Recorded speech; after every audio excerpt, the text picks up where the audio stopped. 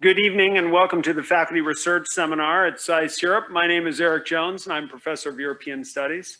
Now, saying that I'm Professor of European Studies, you can tell by my accent, I ain't really from around here.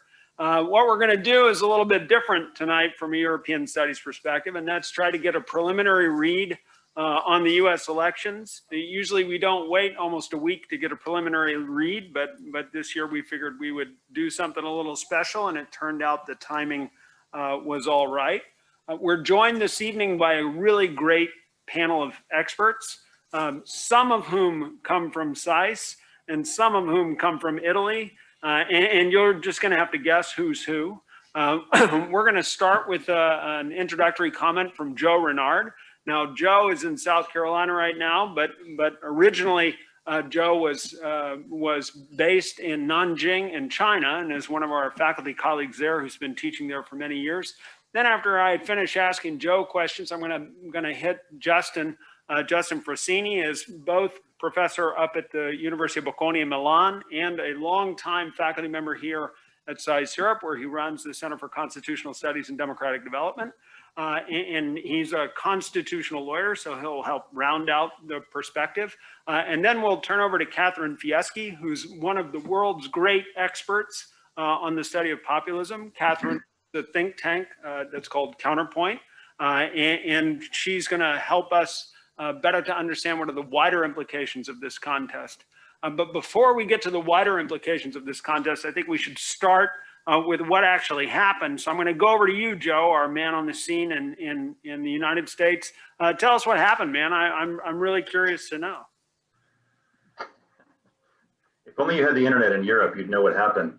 Well, thanks, Dr. Jones. And it's great to share the virtual dais here with Professor Frassini and Dr. Fieschi. And nice seeing all of you. I can't see all of you, but I know that some of our Hopkins Nanjing Center diaspora are located there in Bologna and elsewhere. Can everybody hear me? Can you hear me okay, Eric? Okay, excellent. Well, I'm sure I'll try to keep this relatively succinct, because obviously a lot of you have been following all of the storylines. You know, there's several big storylines and a lot of smaller ones depending on your parochial interests, your state interests, and so on. I'd like to focus on a big issue first, and that is what this election and the last election tell us about the status of the two parties and where they may be headed. And so on this, I'll make a short-term point and a long-term point. So the short-term point is about this election. And again, this is just my own direction I'd like to go in talking about the what actually happened question. I think we're still doing the election post-mortem, so the jury is out. All of this, by the way, I'd really love to hear everyone there, hear your thoughts, especially our HNC students and colleagues. First, the short-term point. Among the more significant takeaways, I think, from this election is the old problem of inadequate predictions. We heard some talk of a Biden landslide. We heard some talk of a Democratic blue wave. Though Biden won, these did not materialize. And we have to think about this in terms of, again, the two parties and where they're headed. So despite Trump's low approval numbers, despite the pandemic, despite the recession, despite Democrats' fundraising victories, despite Republicans having to defend twice as many seats as did the Democrats in the House, Republicans actually made gains in the House. Democrats did not flip the Senate. In my current home state of South Carolina, Democrats spent over $100 million in one Senate campaign. It's an all-time record, but still lost. Okay, that was Lindsey Graham was the winner. In Kentucky, they spent nearly $100 million and lost again. So Republicans are likely to retain a majority, and Mitch McConnell will likely still be majority leader. This will make some of you very unhappy, some of you very happy.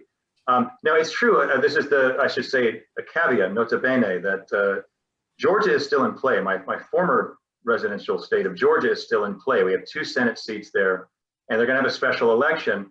A few weeks ago, we had an event, and we talked about ranked choice voting. They did this where they had about 20 people running, and nobody got a majority. And this means that on January 5th, they're going to have a runoff election for both Senate seats, a Democrat running against a Republican in both. So all of you thought that our long national nightmare was over. It's not.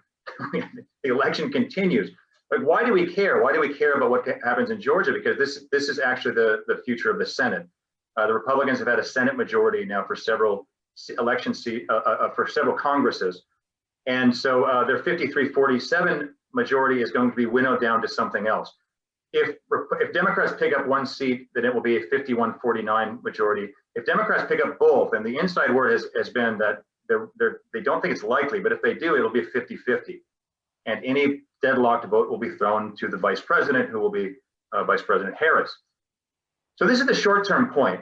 In all of the euphoria over the, I think, 99% assured exit of Trump, we don't really see the big gains for the Democrats that a lot of people predicted. Well, this might remind you a lot of 2016. This might remind you quite a bit of 2016, only with a different president at the helm. So that my short-term point is about how we have to keep in context that this was not a great victorious year for the Democrats, at least it doesn't seem to be. The longer-term point I want to make is about the long-term status of the Republican Party and the Democratic Party to a lesser degree. If I had to give this a title, I would say something like why demography is not necessarily destiny. Like the poor, Republicans will always be among you. And I do mean the biblical allusion there. I intended to have that in my phrasing. Let me set up the argument. I think we're all familiar with the basic argument that, and we've been hearing this for several years now, certainly this election cycle, the last one, and even some years before. The Republican Party is a party of older voters, older male white voters, and so on and so forth. And as older voters die off and as white voters become demographically less significant, the Republican Party as a national party may be doomed, that it may be a party that never retains the House again, maybe never wins a presidency again, instead maintains the Senate. There are a lot of different variables to consider on where the Republican Party would go. It's not so much that I don't think demographics matter. Obviously, demographics matter a great deal. It's that for a lot of reasons, that a lot of the elements of that argument that demography is going to predict what the Republicans do, a lot of the elements of that I think are deeply flawed. So we can think of this in a lot of different ways. I'll just bring up a couple of them, in the interest of time, because we have to hear from everyone, including in the audience. But I'll just give you a couple of ideas. Remember 2016? Do you all remember a year and 3 weeks ago, before the 2016 election? You remember that? One of the storylines prior to the election was that this was the year of the Latino voter. This was the year that Hispanic voters in America were going to put Hillary Clinton over the top and be the margin of victory for the Democratic Party. We heard something along these lines in 2020, at least in the state of Texas. Do you remember this? Those of you watching Texas, and maybe Florida as well. Well, unlike what a lot of demographers think, and unlike what apparently a lot of social scientists think, unfortunately, people are individuals. And once they get into a voting booth, they don't act as a demographic category that has been conveniently put together by social scientists. They act as individuals. And so the election post-mortems of 2016, there was a lot of hand-wringing about how the pollsters got it wrong about what would happen in the Midwest. And this is a reminder to all of us. We all know this story. People kind of forgot about how they were really wrong about how, quote, Latino voters were going to vote. And that this wasn't a big way of putting Hillary Clinton over the top. And there was great shock, and I say this in the sense of that Claude Rains said this in the movie Casablanca, shocked to find that there's gambling going on here. There was great shock to find that quite a lot of Hispanic voters in America were voting Republican or voting specifically for Trump. So this is a problem with these convenient demographic categories that we're using to understand voter behavior and predict it. We can say much the same thing, by the way, about Generation Y and Generation Z, and how, yes, a lot of them may have different values from the older generation, the generation gap problem, but that younger voters are, of course, going to grow up, and will they carry their values with them? Okay, there's a lot of opposing data on this. How do younger voters really grow up and become more conservative? Progressive and liberal voters become more conservative. Studies in Britain, studies in the US show that that kind of happens, maybe not to the extent people think, but that's another problem with this argument, right? Saying that Republicans are the old party of older people who are going to die off. Well, they get replaced by other people who become old, right? So that's an issue. The main thing, though, and I'll leave off with this because I'll send it back to Eric. The main problem with the argument is that if we learn anything about our two parties in the last 160 years, it is that they're very, very, very good at two things. And I don't mean that they're very good at governing. I don't mean they're very good at solving problems. They're very good at locking out third parties, and they're very good at adapting. Okay, so the third party problem is something I think interests a lot of you, and let's hear about it if you have an interest in that. But very good at adapting. The two parties will shed old constituencies, they will shed old messages and old ideologies, and they'll adopt new ones. They sometimes do this very quickly. Sometimes it takes a generation. And we can think of more examples than I can even list. Some obvious ones are, well, the Democratic Party in the 1930s became our version of the Labor Party. And that lasted until about the 1980s, maybe the 90s, with the New Deal order. The Republican Party was the party of isolationism for about 30 years in the interwar period. They gave that up to the global fight for communism. And they said, no, we're going to build a military-industrial complex. We're not the isolationist party anymore. In the 1950s, you would have a hard time finding a Democratic coalition to talk about civil rights. But by the mid-1960s and onward, they were the civil rights party, weren't they? That was a very quick change. The Republican Party gave up on the idea of being fiscally responsible. Believe it or not, they once were. That was the mainstay of their argument, was that we are the fiscal responsibility party. They gave up on that in the 1980s and ever since. Last thing I'll mention is that as the Democratic Party has shifted toward the party of the professional class and certain, you might say, ethnic and racial minority voting blocs, if you want to identify them as blocs, the Republican Party has become much more the party of the white working class. Well, that's not the way it was when my blue-collar grandfather was voting 50 years ago. So the Republican Party, if I have to make a prediction, is going to leech away some of the Democratic Party's support in certain areas. And the question is really going to be how they do it. It's not, I don't think, the case that the Republicans will become increasingly irrelevant following the same messaging they've been following in recent years. It could go in a lot of different directions. I'd really love to hear other people's ideas on this. But so those are my quick takes, short-term and long-term, in thinking about the two parties and where they're at. So I'll kick it back to Eric. Super, thanks a lot.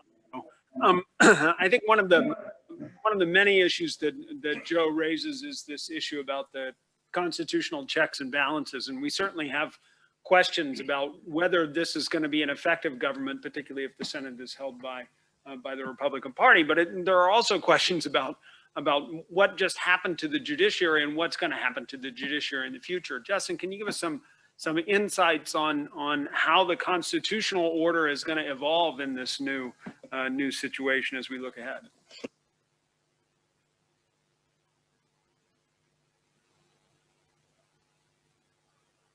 Right, there you are. Got it all wrong straight away. Okay. Eric, thanks a lot for the invitation, and hello to Catherine and Joe. I didn't get the chance to say hello to them earlier.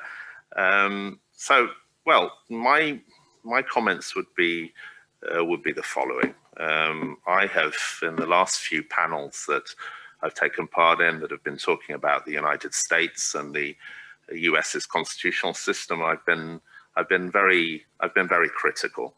And I think there have been a lot of elements that have shown that this system of checks and balances has been in peril from many points of view. The Electoral College remains a very strange animal if we look at it from a comparative constitutional perspective. I mean, this is one of those electoral systems, because that's what it is at the end of the day, where there is an incredible manipulation of the votes when transforming them into seats. And of course, we know the history of how the Electoral College was set up and so on and so forth. There continues to be something that is I'm the non-American here, seems very strange to me that 20% of the population, state of New York, state of Illinois, state of California, basically are ignored during the election campaign because they're so deep blue that nobody campaigns in those states, which also include 3 of the 5 largest cities in the United States. And that, again, to me, is a very peculiar thing, that the populations of those cities and those states really don't take part in the election at all. At the same time, however, as someone that does see a lot of the pros of majority systems, the Electoral College has delivered as usual. Okay, of course, we always explain to students beforehand what would happen if there were a tie.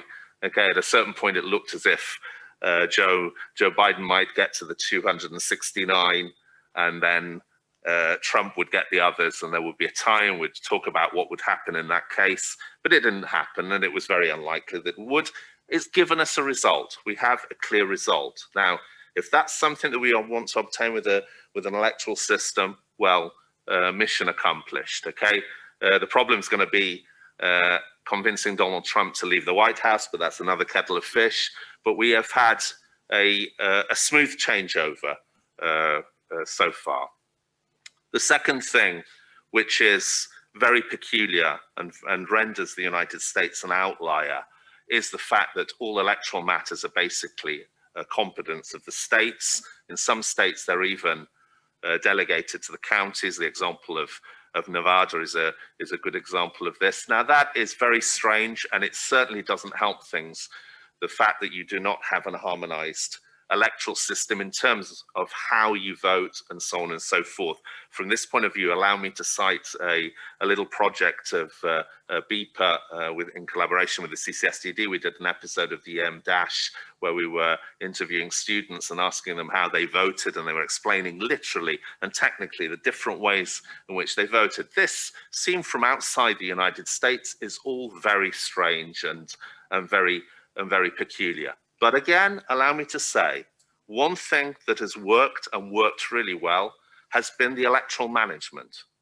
I personally was impressed by the comments made by the electoral officers and so on and so forth. They have different names in the different states and so on. But it was very clear that despite what I can only term as the institutional busting of the incumbent President Trump, who was with his supporters trying to stop the counting of the votes. It seems to me, maybe I'm not there in the United States, so Joe can maybe add some more stuff from the ground there, but seen from outside, it seems that things have gone very smoothly. It's taken the time it's needed, but we do have a result, and it looks as though there has not been widespread fraud or anything like that, or any serious difficulties. And we didn't have even any of the problems that we had with the butterfly ballot in the year 2000 and so on and so forth.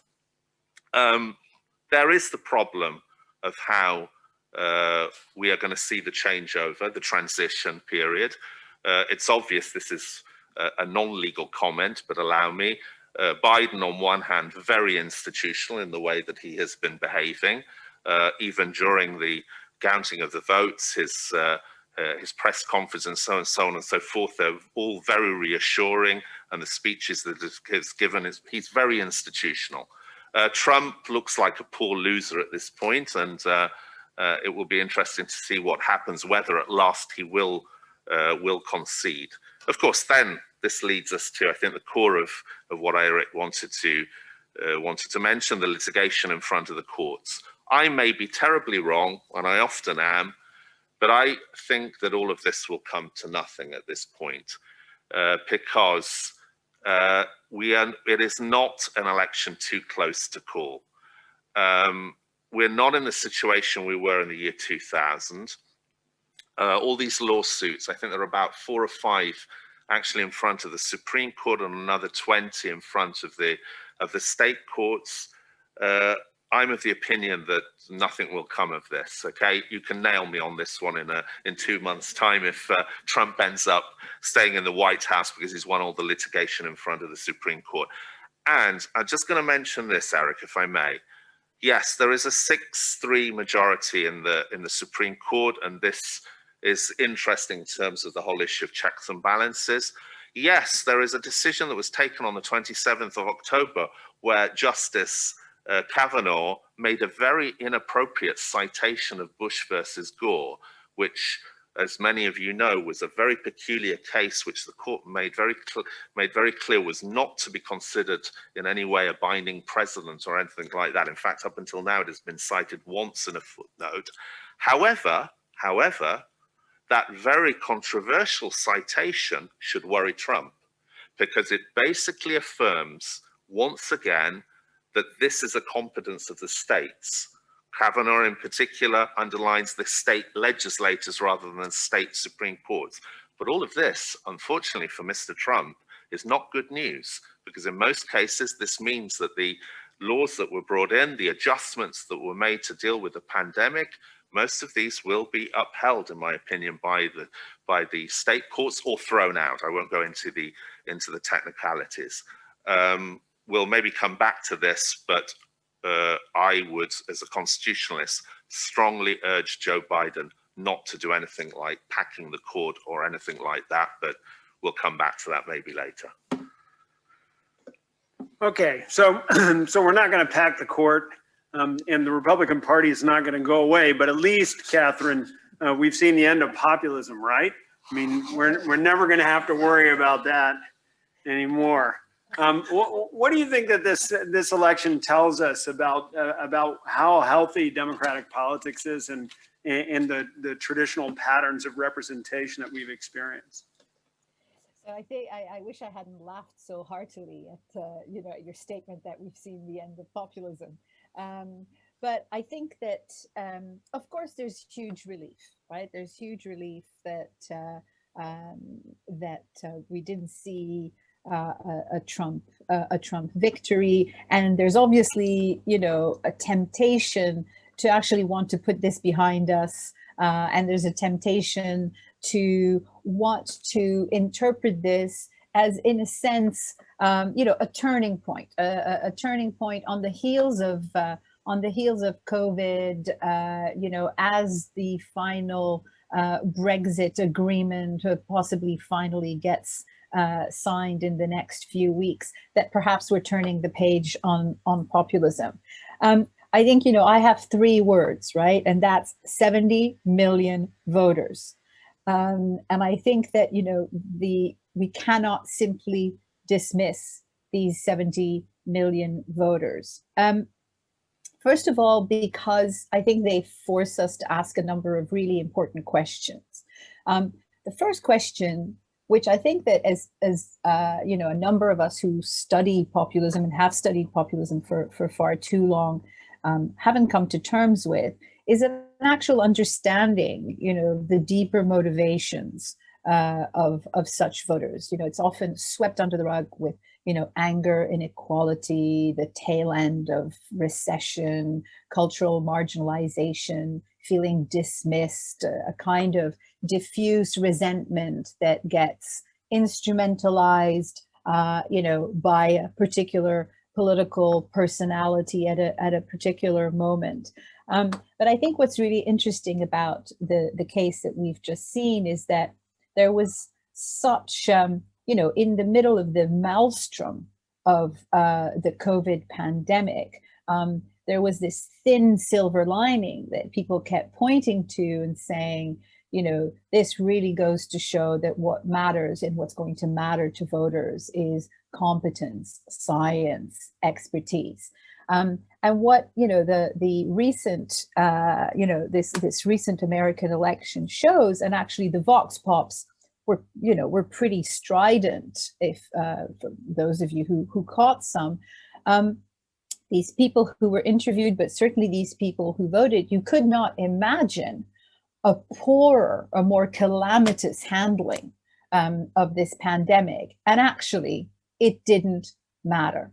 Right? So I think that's a fundamental question that we need to ask ourselves in terms of the electorates that we are facing, which is that they are not only not particularly receptive to technocratic solutions, they actually aren't receptive particularly to the notion of competence. And it's very interesting because one of the questions that various surveys often ask is, who do you think would have handled this better? And at which point, most voters overwhelmingly don't come up with, with a ready name. However, they don't necessarily tend to vote for the person who they think didn't necessarily make a hash of it. It just doesn't quite matter. So I think this is something that we need to, something we need to come to terms with. I think the other thing we need to come to terms with in terms of these, 70 million American voters is that this doesn't just tell us something, I think, quite, potentially frightening about, the consequences of this kind of polarization. It also tells us something about the fact that populism is not something that we're simply going to get rid of. It is, as I've said, a number of times elsewhere, populism is the other virus, right? And we have to learn to live with it. It has already reshaped our liberal representative democracies. It has already reshaped the expectations of voters. This is not something that we are going to get rid of once and for all. This is something that we're going to have to manage, which of course, begs the question of how it will get managed in the United States, particularly if the Republicans keep the Senate. This points to, and this would be, two last points. One is that even if the election wasn't particularly close, it always, these situations take me back on, William Riker's point that, the fate of democracy doesn't depend so much on the winners as, the willingness of the losers to accept that they've lost, right? And this goes back again to this idea of creating a situation whereby, I think Biden did immediately attempt to do this, to reach out across the aisle. Let's give each other a chance. We're opponents, not enemies. But again, the question is of managing, a particular electorate with its particular forms of resentment and its particular aspirations and expectations. Last point. And it goes back to something that Joe said earlier on, which is that, parties adapt. And one of the things that we need to think about, potentially even more so in the case of populist parties, that populist parties are chameleons. They're very good at making the most of a particular political moment, a particular set of issues. And when a set of issues runs out, a different kind of issue can take their place, because the point is not really the issue. The point is the dynamics. The point is the us and them. It's the sentiment of being told what to do by an elite, which goes well beyond a financial elite, but also a media elite, a cultural elite, et cetera, et cetera. And so I think that, we need to be potentially, I think, more aware of what happens in the United States in terms of populism after Trump. Is there the possibility of Trumpism without Trump? I've heard this phrase, a lot. And I think that as such, Trumpism really is dependent on this particular personality. So I don't know about Trumpism without Trump, but certainly populism without Trump is definitely a possibility. It was there before Trump, the Tea Party most recently, and it's going to be there after Trump. No, thanks for that, Catherine. I'm gonna cue on a couple of things that you said, and maybe kick this over to Joe, because I want to challenge both of you really on this notion of adaptation. Joe Biden makes a very strong point in his acceptance speech, where he says the refusal of Democrats and Republicans to cooperate with one another is a decision. It's a choice we make. And if we decide not to cooperate, we can also decide to cooperate. And I wonder if that's really true. I wonder if you can survive as a Republican politician right now and make the decision to cooperate. Or if trying to make the decision to cooperate would be fatal for you as a Republican politician. And the reason that I'm going to make that argument, Joe, and I'd love to get your thoughts on this, is I looked at the data in Ohio and I discovered something really weird. There are 89 counties in Ohio, and Joe Biden won the 6 largest counties by double-digit margins, and the 2 largest counties by over 30%. Now, of the remaining 83 counties, Donald Trump won 82 of them, almost always by double digits, sometimes with the spread up to 60%. And so my question is, how do you compromise between 2 such diverse electorates? Because clearly the smaller counties are feeling like they have not been served by the federal government, and they're very angry both about the lockdowns and about the fact that globalization and the whole world economy is left behind. So how can we bring them in if we're going to make concessions to these large urban areas that seem completely different from their existence? Sure. Well, you know, as far as the people feeling left behind, I mean, I'll leave that part to Catherine to talk about. She has great expertise in motivations behind voting. But I mean, what Dr. Jones is bringing up is something that, you know, this has been an obsession of Americans for some years now as well, which is the polarization, not just of the electorate, but of the two parties, right? The two parties have moved farther apart. And we have a variety of metrics we can look at to make sense of this. You know, you mentioned counties in Ohio.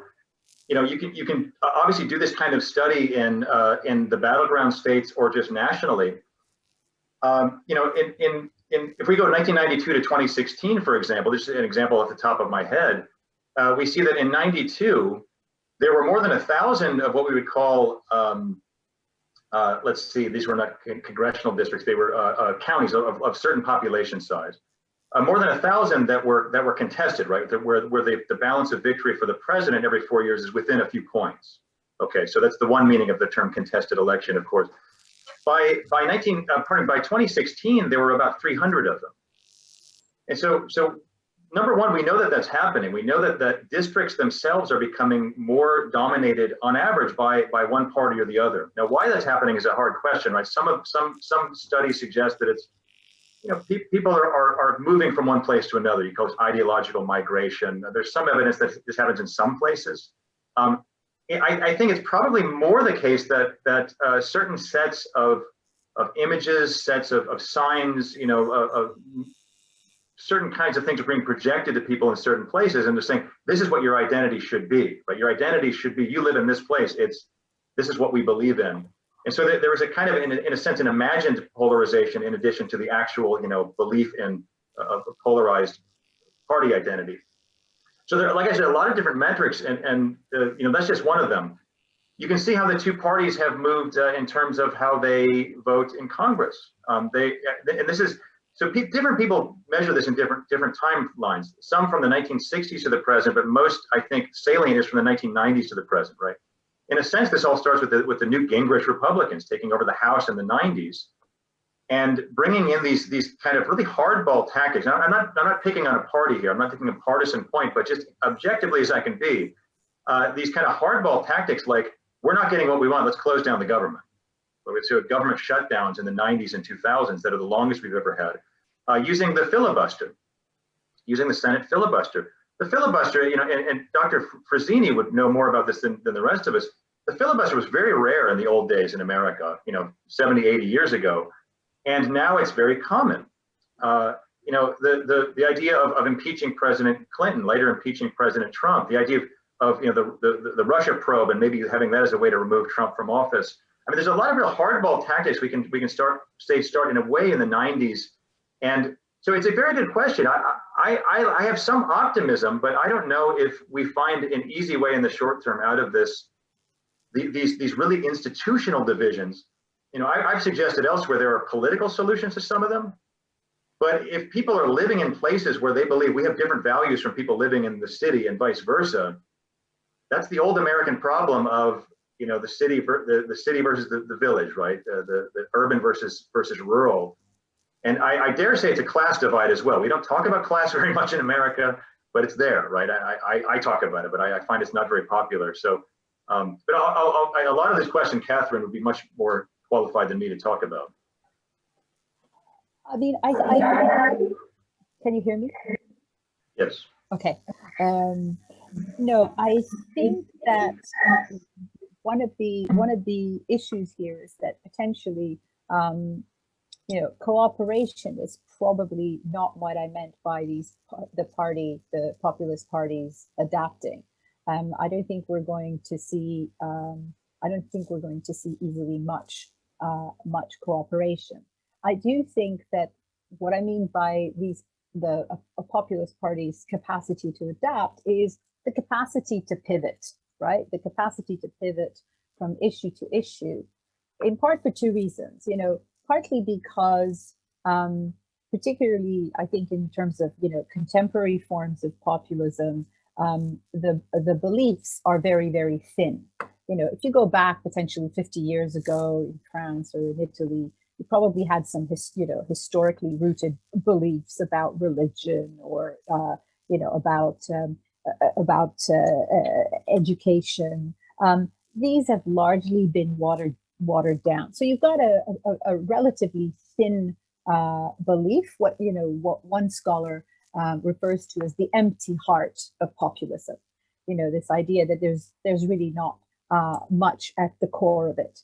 But I think that you also have this ability to pivot to new issues, in part because that freshness, the ability to take on new enemies, to create new enemies, to create potentially even new conspiracy theories, is what keeps your audience interested, right? And I think that when we look at the new emerging forms of populism, our threats, certainly it's potentially some of the people in the wake of Donald Trump, but actually that wake is very, very deep around online mobilization, the QAnon stuff, the kind of the various strange looking formations that have something in common with sects or cults, if you like, more than they do with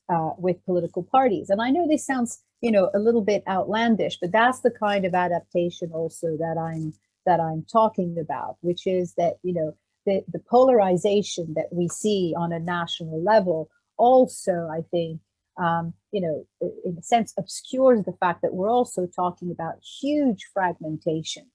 And fragmentation in terms of the kind of information that people consume, the kind of internet bubbles of which they are a part, the kind of I think those are two real driving forces, which means that the adaptation that we're likely to see doesn't necessarily take place strictly at the level of the party as we've known it up until now, but actually the party's roots and where those roots lead, what kind of depth they actually reach.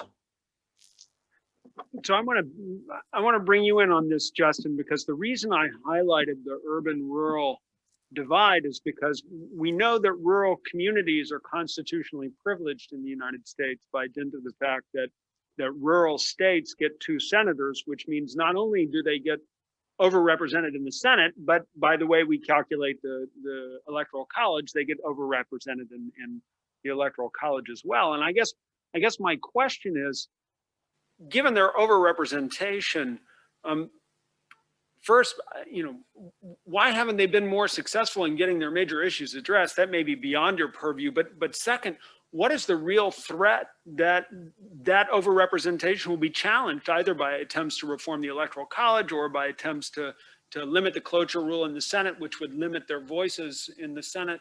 And indeed, looking ahead to the future, I mean, what is striking in these numbers is that Joe Biden won by 4 million votes.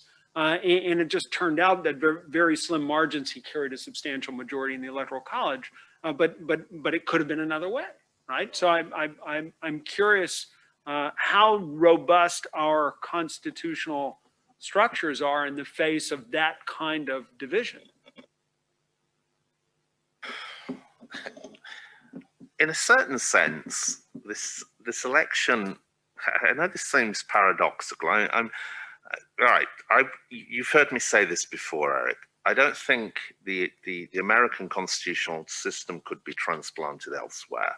Okay, it's a very unique constitutional system that's a result of the peculiar history of the United States. And if we were to transplant that system elsewhere, I think we would have serious problems. And we've seen it with the presidential system when it's been exported to Latin America and so on and so forth. I don't need to quote, the perils of presidentialism of Juan Linz and so on and so forth. Okay, but I think this election, in my opinion, on the whole, the constitutional system seems to be holding out and seems to be working, with all the faults that the electoral college has. I mean, in terms of representation, it is problematic. I mean, there's no doubt that we almost have federalism versus democracy here in many ways, and it is in part out of my purview. I'm not quite sure either why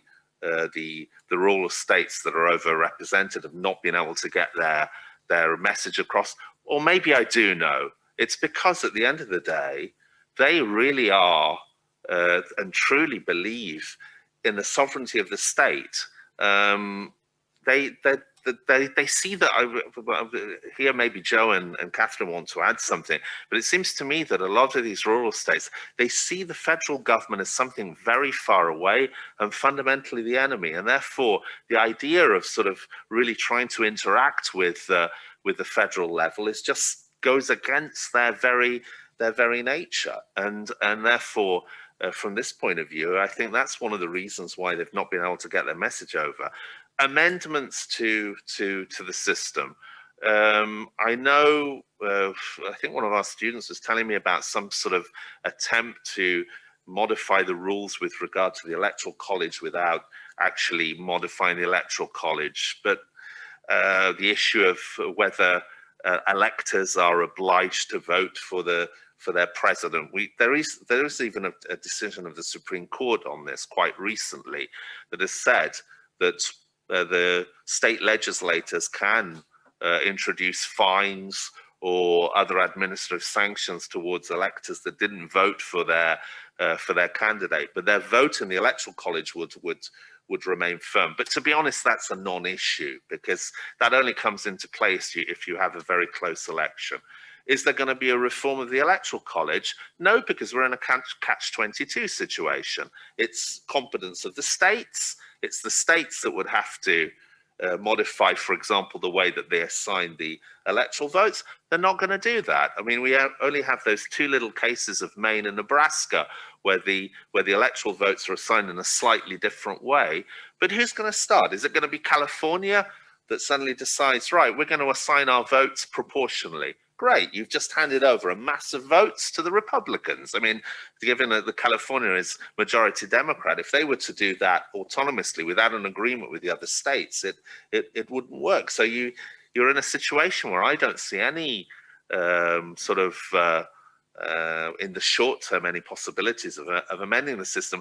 And the truth of the matter is, I repeat, I know I might sound paradoxical, although I'm critical from a certain point of view, looking at the constitutional system as a whole. I think if you started amending certain parts of it, I get the sneaky feeling that the whole thing would collapse. So at the end of the day, maybe it's better to keep things as they are.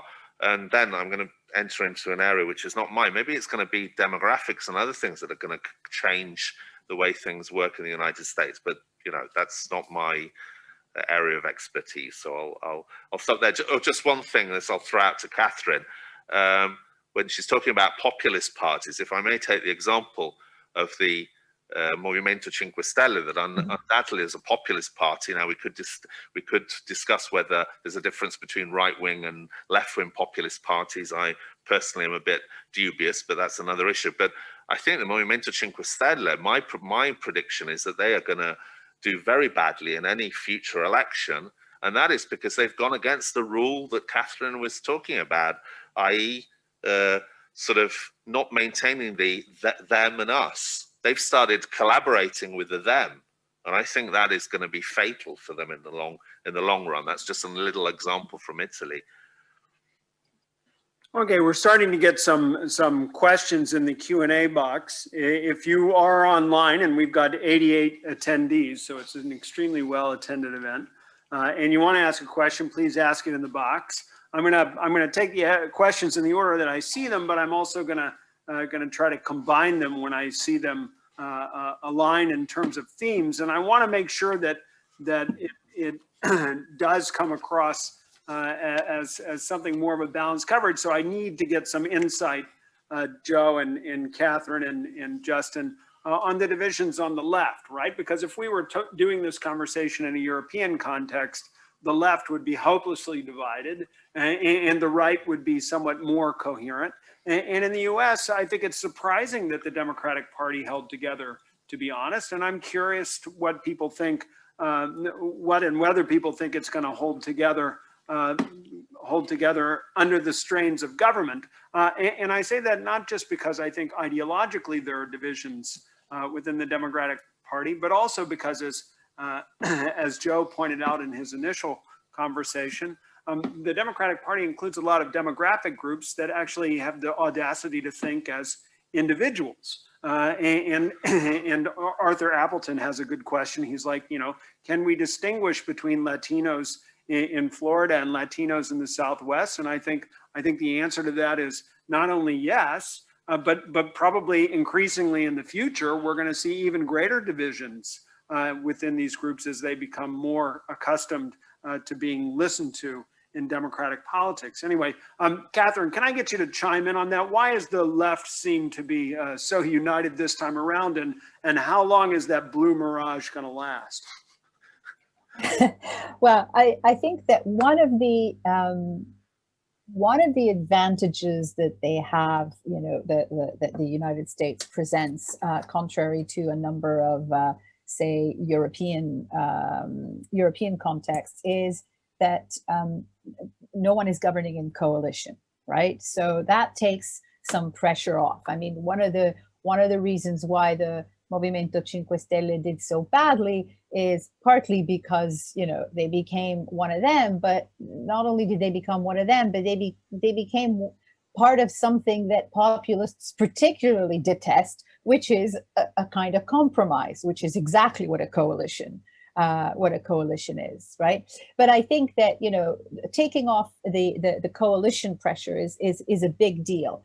But however, having said that, I also think that, you know, we know that the Democrats struggled to come together around a candidate, and that's what primaries are designed to do.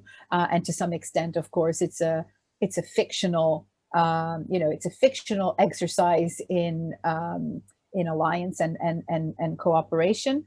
I think things depend on how much leeway. Not only how much leeway Biden has, but how much leeway Biden is willing to give himself, right? And I think that, you know, the way that he's, gotten out of the starting blocks, you know, quite early with a lot of dynamism, not waiting for the concession speech, not waiting for things to fall in place, but actually, coming out quite early, organizing a crisis cell and speaking in the way that he has done and seized the reins. I think to some extent he's already reassured a number of Democrats that, you know, that this presidency was going to be a relief, but potentially also a non-starter. I also think the final thing I would say on that is that the pressures are going to be, the pressures for divisions will come up with power, but you know, overall, one of the things that we tend to find is that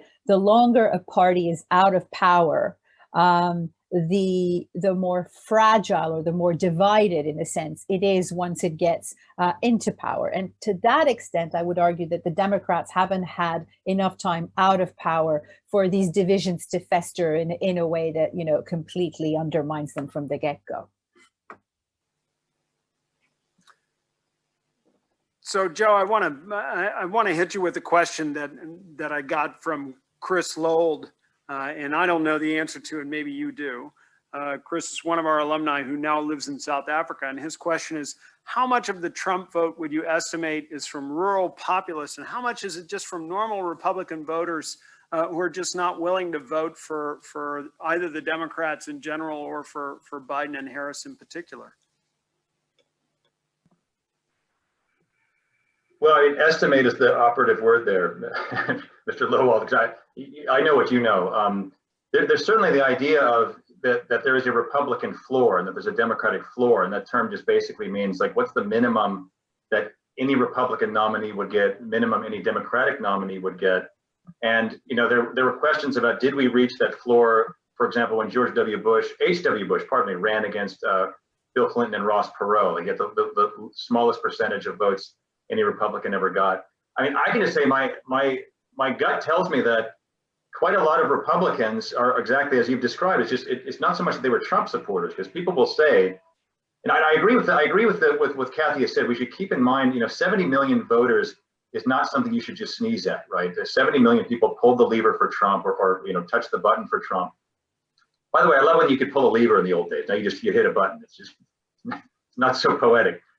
70 million people is nothing to sneeze at, but 4 years ago we had this whole discussion when it came to the primaries, and I happen to live in a southern state. I happen to have been living in the South for some years now. The argument, if you all remember, was, well, Trump is finished as soon as the primaries in the South happen. Why? Because that's where the conservative Republicans are, and they will not like this northeastern New Yorker who's brash and loud and has had several wives, and he's not a conservative Christian right of center Republican. Well, lo and behold, guess what? They have values that maybe people didn't expect, right? They said they liked a tough talking, brash guy who was very patriotic and very pro Second Amendment and so on. So it's a very good point that your former colleague raises. Within the argument of the populist trends, which we can in some sense measure, in some sense it's more cultural, therefore harder to measure. There is the reality that he won the nomination, and a lot of people might have just held their nose and voted for him. Maybe this is part of the post-election story. Some of those same people, the second time around, might not have done it in those states that are battleground states. So yeah, unfortunately, sorry, it's Justin, right? Is that right? I'm giving you a non-answer, but I think you're really onto something. That quite a lot of, there was a Republican floor, and it's probably not too much below where Trump had it as. That a lot of people are just going to vote for the Republican nominee. So there you have it. So Joe said something that was actually really interesting, that I need to kick over to you, Justin, because I've got a good question from Michael Bosco, which is, are we sure that this is really over? Because they're doing all these recounts. I mean, isn't it possible that Trump could flip some of these states? And if I could add on to that, Ben Novak has a question, which is, if it is over, are we sure that Donald Trump is really gone, right? I mean, it's not that he's going to cling to the White House, but he's got, as Joe points out, 71 million supporters. Isn't he still a viable political force, even if he doesn't have the White House as a residence?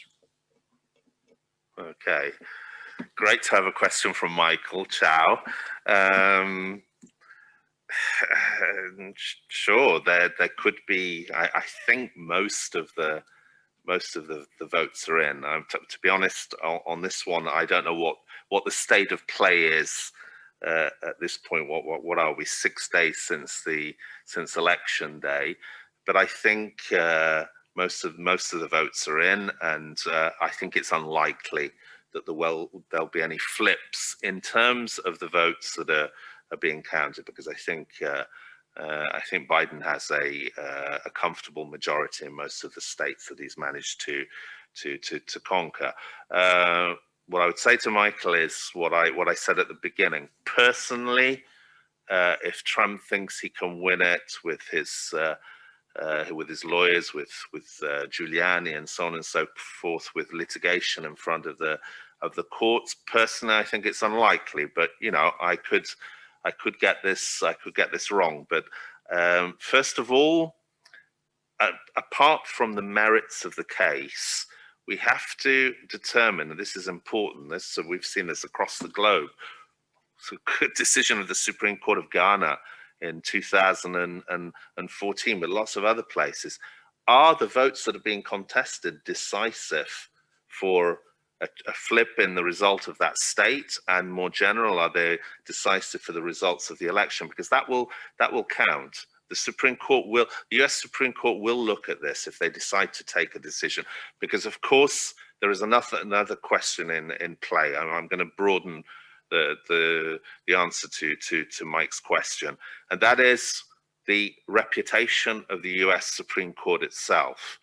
If it takes a case unnecessarily, goes into the merits of the case, and makes itself look really sort of politically partisan, that is going to have a serious effect on the authoritativeness of the Supreme Court. That could create a in my opinion, dangerous domino effect, where at that point Biden, who did not exclude it before the election, in my opinion, a mistake of the Democrats being tempted to pack the Supreme Court. If we start with that, then we go down a very dangerous road, because we go down a road that has been followed by other countries such as Poland, Hungary, and so on and so forth. And at times, it's often the so-called democratic side that make the mistake of making a move like that to stop democratic decay, but then they give an excuse to the other side. So, well, you did it, so we can do the same thing. I hope that doesn't happen. I've forgotten the other question, Eric. It's a question that we can also share with somebody else if you want, which is Ben Novak's question about are we sure Trump is? Okay, right, yeah, right? Sure, okay. With Trump, you never know. There's the concrete issue of whether he's going to wall himself up in the White House and what's going to happen there. I mean, I think at a certain point he's going to have to concede. Maybe you won't give it with the wonderful concession speech that George Bush Sr. gave in 1992 or anything like that. But I think I guess I kind of could, in answering Ben's question, I connect to what Catherine was saying. Can you have Trumpism after Trump?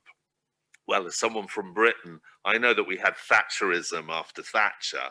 So I think we could have Trumpism after Trump, because I think the real hardcore Trump supporters really do believe that this has been a stolen election.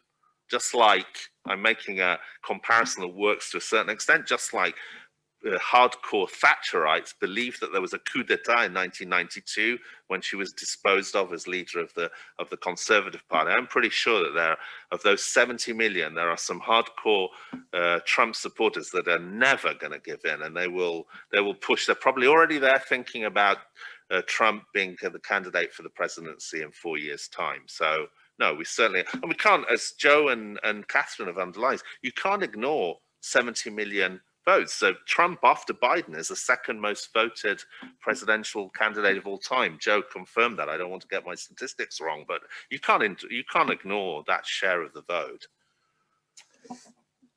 But I guess the only way we're ever going to get Trumpism after Trump is if we are foolish enough to elect Tony Blair. The question that I have from the audience, just to pivot this conversation slightly, and Catherine, perhaps you could help with this, and also Joe, is what does this election mean for Europe? And in a slightly different way, how much credibility can President-elect Biden restore to U.S. leadership, or is that already irreparably damaged? Catherine, you want to start? Sure.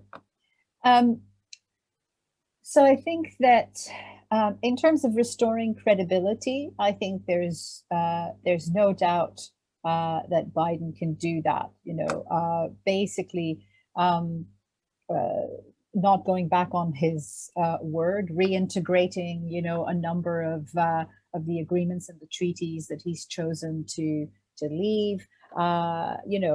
Spearheading the efforts of multilateral institutions, whether it's the World Health Organization or, upholding the United States' promise to be part of the Paris Agreement and so on. So I think that, there's absolutely no doubt that Europeans, see this as, first of all, a return of credibility, but also I think, a rebalancing of the relationship between the United States and Europe, in other words, the relationship between two allies, as opposed to the relationship that Trump had created, which was dismissive and mocking and actually quite contrarian to Europe and to European interests.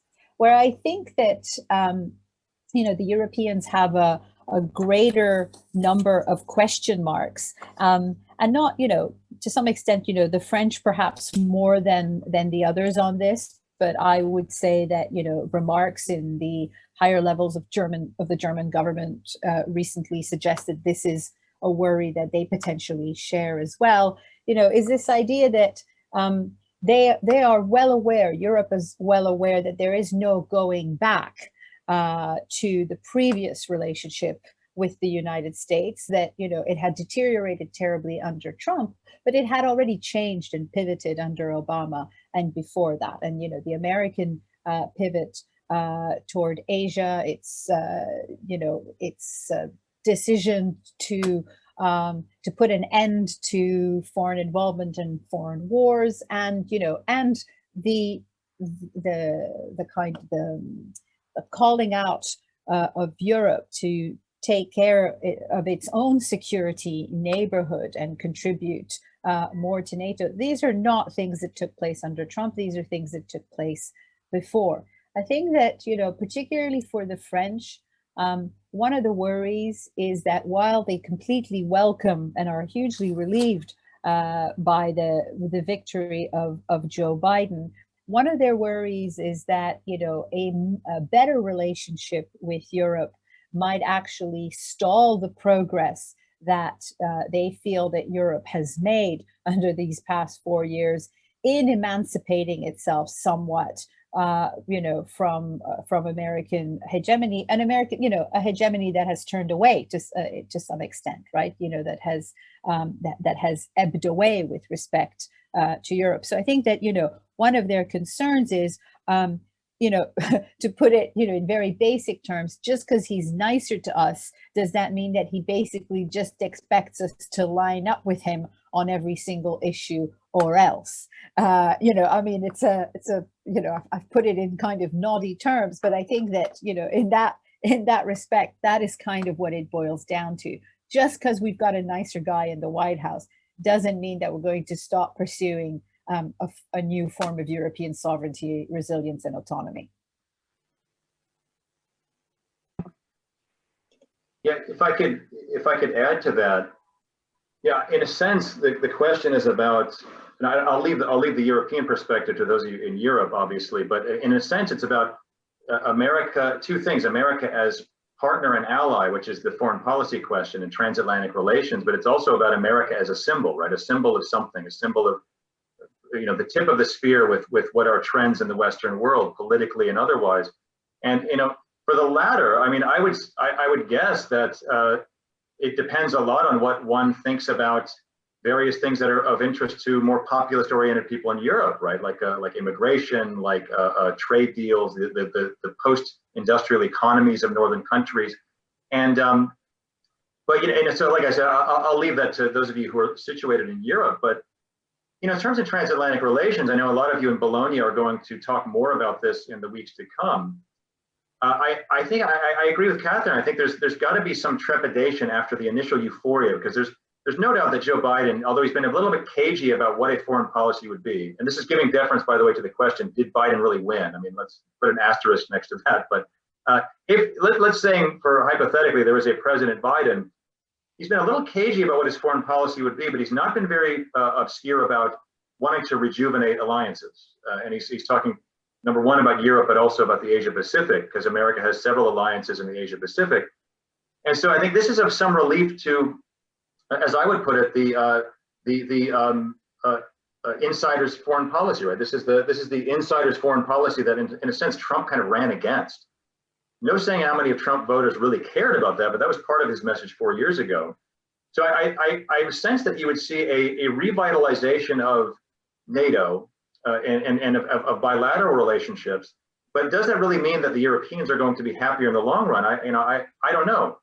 One of the bigger issues, and this interests a lot of our students at the Hopkins Nanjing Center, is there going to be something of a Western front against China, right? We hear this term systemic rival, and the systemic rivalry is a term we hear not only used in the European Union and in the American Congress, but by members of our presidential administration, right? Well, does that mean that all these different countries, plus the United States, plus the EU, plus Canada, that they're going to find some common cause in fighting against this mammoth economy that actually benefits them in other ways, right? It's like, this is the big question. So there are all kinds of areas of potential fracture. In the short run, though, I think, yeah, definitely Biden is going to have as his goal, like you said, more multilateralism, more at least more lip service and some institutional support to building up the alliances. Probably Western Europe first, and then to a certain degree, a little bit later, Japan, South Korea, Australia. Australia probably pretty soon, but that's my quick take. But maybe it's actually the more interesting part of the question is America as symbol rather than America as ally partner. I don't know. So I'm gonna hit Justin with the question that pivots from that slightly, but I also want to start encouraging the people in the room to ask questions if they have them. This is a question that Davide Tabarelli has come back with a couple of times in the Q&A, and the question is $10 billion in these elections, Justin? I mean, what, $10 billion? Can you imagine any other country spending that money on political processes? What does this mean for American democracy when you've got $10 billion hanging over these electoral contests, right? Is this a good thing? No, I mean, I've no doubt personally it's not a good thing, but I pick up on what Joe was saying at the beginning. I think with one of the cases, Joe, correct me if I'm mistaken, in North Carolina, the Democrats spent $1 million trying to flip a senatorial seat there, and 100 million, sorry. 100 million. Oh, okay, yeah, is that? I thought, yeah. South Carolina. I've never been good at maths. I thought that wasn't. Yeah, Austin okay. Powers. Yeah. Okay. Right. It doesn't necessarily work. It doesn't necessarily work. But of course, that's another issue. That's not the question. We can't do much about it until the Supreme Court reverses this decision it took in 2010 in Citizens United, where it justified the fact that lobbies, electoral support teams, and so on and so forth can spend as much as they want on the election campaign, because any limitation of funding of the election campaign would be a violation of the First Amendment, i.e. free speech. Personally, I think that is nonsense and goes against, to cite that same Supreme Court many years earlier, goes against common right and reason, quite frankly. I mean, there should be caps on spending for the election campaigns, but there isn't. So, I mean, on this one, my personal opinion is that there should be a principle of proportionality between First Amendment and giving massive advantage to corporations and the fact that they can spend so much money in an election campaign and fundamentally risk undermining the American democracy. And I think there is an argument to be made that they have done that in part, and the whole system of lobbying in the United States. But it's an issue that has been decided by the Supreme Court. It's a very controversial decision, but until that is reversed, that is the way things work in the US. So I'm going to pull now some questions from the room. When you ask your question, if you could just tell us your name and also wait for the microphone, which is going to come. That way the people on Zoom land can hear you as well as us. So right here.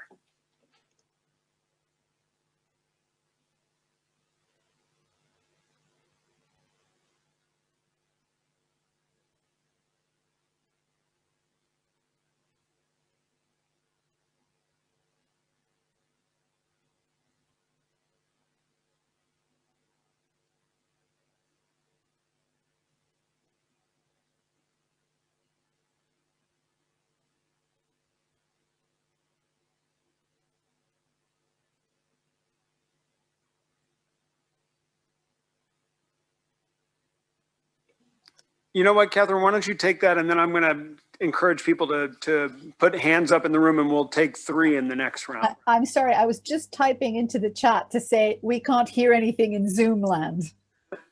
Okay, so question was the questioner's name is Joan Abbott, and Joan's question was, how do we consume polling data? And wasn't the polling data terribly misleading? Now I'm freestyling on her question. So wasn't the polling data terribly misleading going into this contest, and doesn't that give us cause for concern headed to the future? Okay, so without being a polling expert myself, I mean, I think that that yes, it does give us concern going into the future. I think, you know, one of the things that was hanging over this election, particularly if you were a pollster, is you know, the accusation that you'd gotten it fundamentally wrong in 2016, and so then you spent, you know, 4 years saying you were reconstructing your models, and that, you know, this time, you know, the blue wave was, you know, definitely going to materialize. You know, the points difference between the two candidates was so wide that you know, that there was no way that that this election could go the other way or could be close. I think that, you know, I say this with my own humility. It's time to look at these polling models. The one thing that I would say is that, you know, as we started getting the election results, one of the things that we were well aware was a possibility, and that we'd been warned about, was exactly what happened, you know, which is, you know, this idea of the red mirage, that because of the way that absentee votes and postal votes were going to be counted, and they were going to be counted later, and they were overwhelmingly going to favor the Democrats, that, you know, we were going to get potentially the impression that Trump was ahead, but that this would be dispelled over time. And in that respect, that's exactly what happened, right? So I think that, you know, even though the leads and that were given in the run up to the election, and the confidence, you know, that they generated was misplaced, the fact is that the basic dynamics of the elections and how the results then panned out were actually fairly accurate. I think I would just add, Joan, that these public opinion polls are actually not predictive. And the problem is that the journalism that surrounds public opinion polling tends to be predictive, because that's the best way to create the story arc.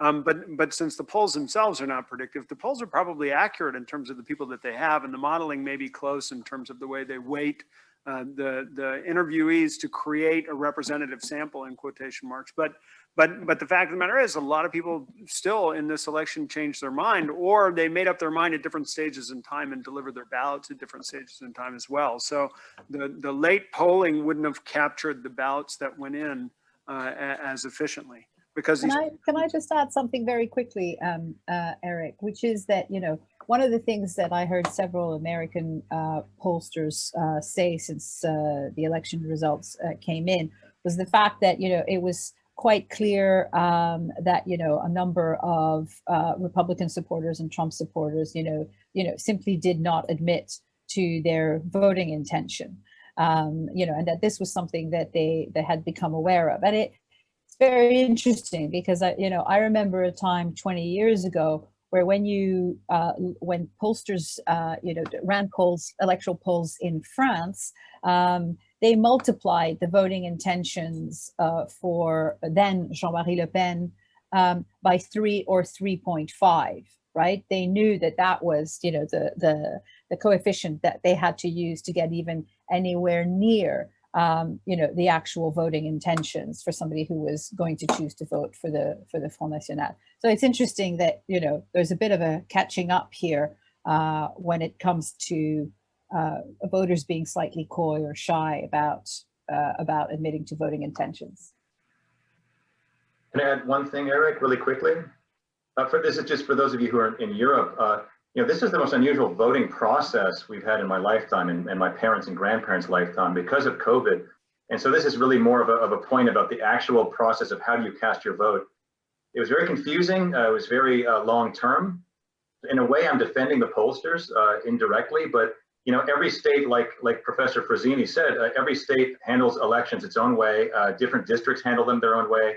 And there was a lot of competing, I think, frankly, fake information out there as well, telling you, oh no, if you mail your ballot in, it won't get counted, and so on. Part of the white noise of the world we live in today, I guess. But so yeah, I mean, we had early voting going on for several weeks in most every state, I want to say. So that makes it even doubly and triply more difficult for the pollsters, and they didn't do too badly, I must say. You're right. I think Catherine's right. Within the margin of error, a lot of them were pretty close. So I'll throw them that support. Justin, you wanted to add something? I just had an anecdote just to pick on what Catherine was saying about France. Umberto Bossi, in the first few years of the Lega Nord, used to always say, you've got to add on 3% to any opinion poll referring to the votes of the Lega, because there are a lot of voters for us that won't admit that they're voting for us. All right, so Toph and John, I need you guys to come up here and use the mics because they don't work, and I'm worried that if Mark opens up his PC, then what's going to happen is we're going to get a Lawrence loop. Yeah, so come on up, Toph, and then John, and if there a third person that wants to ask a question, yeah, Alexander.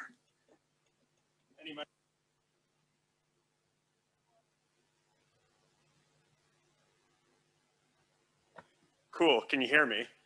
No. Yes. Oh, they can hear me. That's great. Yes. My name is Toph Cottle. I just had a quick question. We saw a lot of stalwart Republicans either openly endorse Joe Biden or tongue-in-cheek endorse Joe Biden, but yet we still saw 70 million people go out and vote for Donald Trump. What's the future of the Republican Party? Do you see a disconnect between the stalwart leadership and the base, or how is that going to play out as we choose a new candidate 4 years from now? John? Thanks. Hello, my name is John. I'm from Istanbul, Turkey. My question was going back to the legal issues and Mr. Trump, but this time not President Trump coming with legal challenges, but citizen Trump facing legal issues towards himself. So one part of it is legal, one part of it is political. The issues are one part federal, maybe things about corruption, Trump Hotel, etc. The other part is more state level, Southern District of New York, with tax issues, Deutsche Bank, a lot of things. On the legal side, how much can come after Trump, even if Joe Biden as president pardons him? What are the, I've heard things about at the state level, he's not free. So there could be issues there. And on the political level, do you think that with his message of coming together, healing the country, would Joe Biden go for it? And maybe personally, do you think that's a good thing for him to pardon him or not? Thank you. Okay, I'm going to take one last question from the floor. Alexander?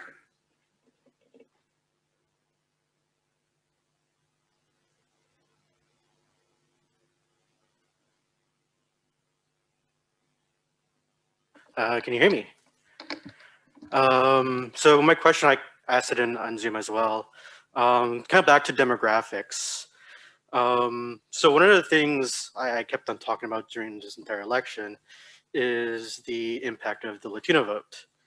And me being Latino and also based in the South, there seems to be this false assumption that progressive policies tend to resonate well with us. In fact, that's not necessarily the case. If you talk to anyone in the South, particularly Latino voters, there seems to be this, how would you say, there's a word for it. Like, they push away from those messaging, pushing from more towards centrist policies. And you can see that with the Democratic primaries, where there was more support for Biden than there was for Sanders. And of course, as you see in the national election, the presidential election, Trump received more support than Biden. So my question is, does this pose greater problems for the Democratic Party in the future? And on top of that, does it give more opportunities for the Republican Party to expand its influence? If I can just add on to that, and then I'm gonna ask you guys to do a whip round, starting with Joe, and then going to Catherine, and ending with Justin to do the prison shot.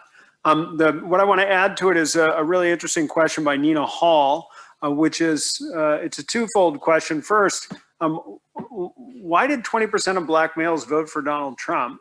And second, would a more progressive Democratic candidate have done better in this contest than the more moderate Joe Biden. Anyway, so let's start with you, Joe. You can take anything you want. We've got the Republicans for Biden, the legal challenges for Trump, and the whole nest of things around ethnic groups and political support. Yeah, I'll try to conjoin questions 1 and 3 because I think they're actually related, and I'll try to be quick about this. The first question was about the future for Republicans, considering that a lot of Republicans at least came out and said, oh hey, like Mitt Romney would rather have a Biden than a Trump, and the third question from Alex was about demographics and about in some sense specifically about the Latino voters in states like Florida and other southern states, Texas we could add. In a way, these are related questions because, as I think it was Catherine brought up earlier, we don't have coalition government in America. Our parties are coalitions, right? So this is again a problem. I would say it's a problem of the two parties. Each party includes awkward coalitions, awkward connections between constituencies that don't have that much in common, and you can kind of take off both of them on both sides of the aisle. In a parliamentary system, you'd have an alternative party. You'd have a fifth or sixth party that would represent. So as it is. This is why I say this is related. So for Alex's question about Latino voters, where is it written that let's say it's a working class 35-year-old guy who has a Spanish surname and he lives in Texas? Where is it written he's going to support the progressive agenda of the progressive wing of the Democratic Party? Right? I mean, it's like a lot of people have talked about this recently. There's nothing inevitable about that at all. We're talking about LGBT rights, more open borders, same-sex marriage, and so on. Certain issues that they're not really necessarily economic. They might be more cultural. Where is it written that that's going to get great support? And Alex mentioned Florida. This has obviously been one of the great divides, and in fact, Eric mentioned this as well. Florida, obviously, that uncomfortable demographic category. Awkwardly cobbled together is obviously quite different from what you're going to find in Southern California, right? You're talking about refugees from Castro. You're talking about refugees from Venezuela, right? This is Daniel Patrick Moynihan said a long time ago, immigrants bring their values with them. They don't just check them at the customs, right? And so, to really get more to the first question part of it, and I'll finish with this. The Republicans have had this awkward coalition of a more populist kind of Reagan-esque, or maybe even Nixon-esque, law and order, patriotism, farther right culturally Republican Party, and this sort of economic liberal, Wall Street, free market, want to make money Republican Party. And the mainstream Republicans have tended to be the ones who've just said, look, let's talk about low taxes, less regulation, neoliberalism. But Trump started talking about those things. He was actually a left of center anti-elitist populist in 2016, but also right of center culturally populist, in my opinion. He started out talking about economics, but he went more in the direction of culture. Maybe that shows us that for Republicans who want national attention, they can talk much more about the cultural issues, while the mainstream of the party, the Mitt Romney types who wear sport coats like this, are going to be the ones talking about the free market and these other kind of mainstream things. But that's my quick take, is that it's uncomfortable coalitions holding the two parties together, and they can break off, they can fragment in the next 5, 10, 20 years, right? So there you have it.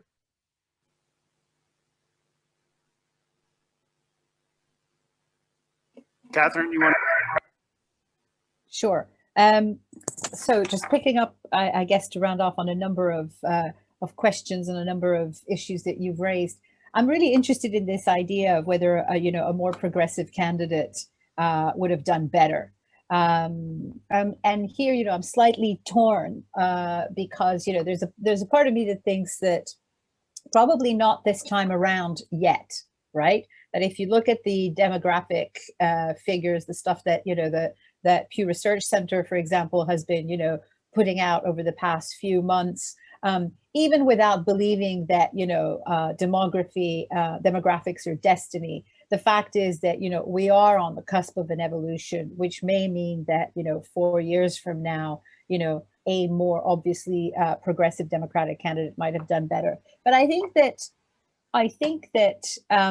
one of the issues here that's worth pondering is And it goes back also to something that, to one of the questions about, the future of the Republican Party. I mean, I think we have to ask ourselves, what form the future of these parties takes across the board. So if I look at somebody like AOC, one of the reasons why AOC, is actually so successful, yes, of course, her positions resonate as a progressive, with a lot of people, but really it's the way she does politics, right? It's the fact that, she knows how to hold, an online audience when she flips her phone open to herself, that, she takes part in online gaming, that she's capable of doing a TikTok segment.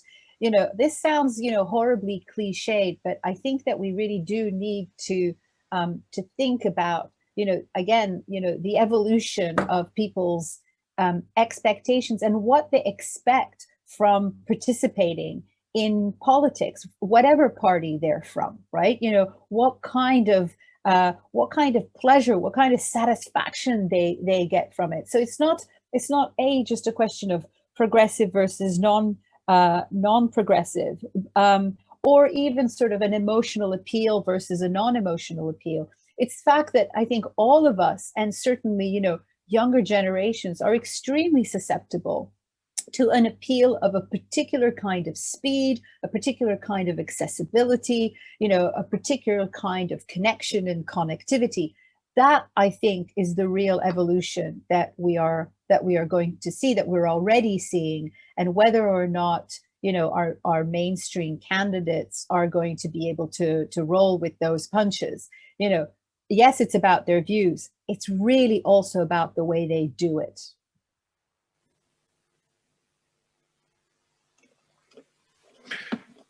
Just on the second of Nina's questions on would a more progressive candidate have won.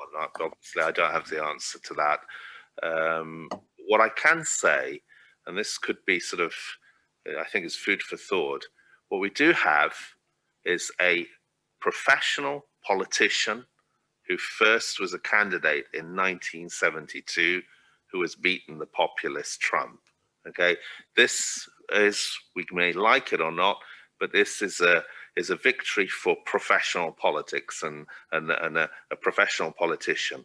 And I get the sneaky feeling that the networks and the contacts that he was able to create over the decades counted and weighed a lot in this election. And I think that may probably have been decisive. I'm not quite sure that a more progressive candidate would have won against Donald Trump. Now, Donald Trump, will he end up in prison or not?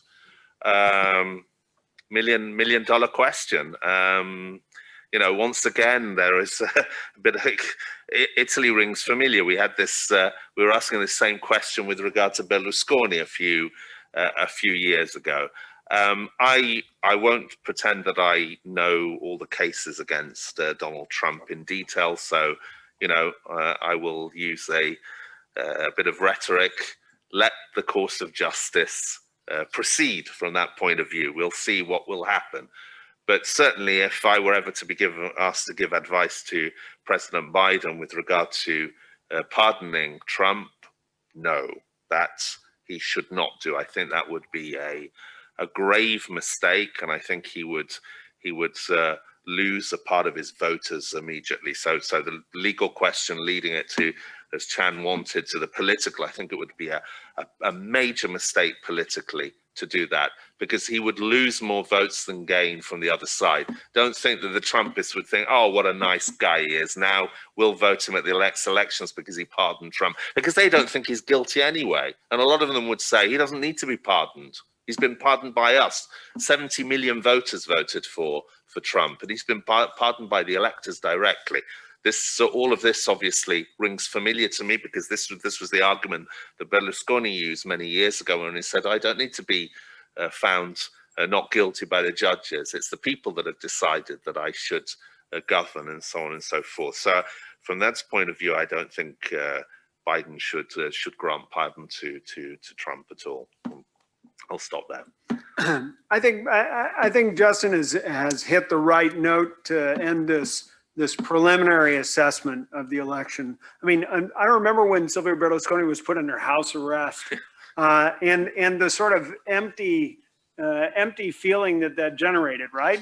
Let's face it, the reality is the legal process is not where, as democratic citizens, we get vindication. We get vindication at the ballot box. And in that sense, hoping or not hoping, but rather assuming that Michael Bosco is not right and that the recount is going to change the outcome, assuming that that's not right. At the ballot box right now, it seems as though the voters have had their say, and there will be some change that takes place. It won't be the dramatic change in terms of personnel, but there is something incredibly dramatic. And I want to get back to this point that Joe made. This was a very unusual election in terms of technique, and it may be that one of the things we've learned is that by allowing voters the opportunity to mail in their ballots, to vote early, to engage in different ways, we can improve participation. And by making sure that the issues are crystal clear and the divisions between the political parties are well defined, we can create opportunities for choice. And if we improve opportunities for participation and we create opportunities for choice, then people will turn out in democratic elections. And I think that's the positive thing that we have to say in our preliminary assessment. But as Alessandro Merli pointed out, there are still many, many questions that we need to ask. There were many questions on the Q&A that I edited out of the conversation, so we're going to have to do this again. I want to thank you guys online and in the room for your generous participation, and I really want to thank you, Catherine, you, Joe, and you, Justin, for your fascinating insights. This is a great conversation, and I'm sure it's just the first among many. So thank you. Thank you. Thanks, guys. Thanks, everybody. Thank you very much.